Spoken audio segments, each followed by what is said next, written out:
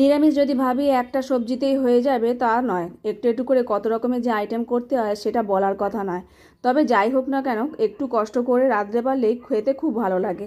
রাধে রাধে বন্ধুরা, কেমন আছো সবাই? সকালবেলা থেকে আজকে ব্লগটা শুরু করছি। ভগবানকে একটুখানি চন্দন বেটে তার সাথে অগরু আর গোলাপ জল মিশিয়ে ফুলে লাগিয়ে আর ভগবানকে এখন অর্পণ করছি চরণে।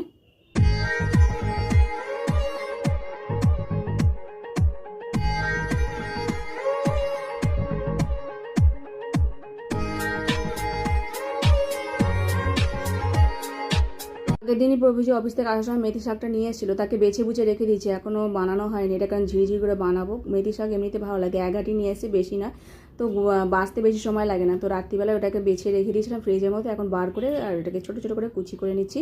এটাকে এখন সবজি দিয়ে ভাজবো, কিছু সবজি ঘরে আছে সেই দিয়ে ভাজবো। আর একটুখানি চীনা বাদাম আছে, চীনা বাদাম দিয়ে মেথি শাকটা খুব ভালো লাগে। কাঁচা লঙ্কা চিড়ে দিয়েছি, এর মধ্যে একটু নুন হলুদ দিয়ে দিয়েছি।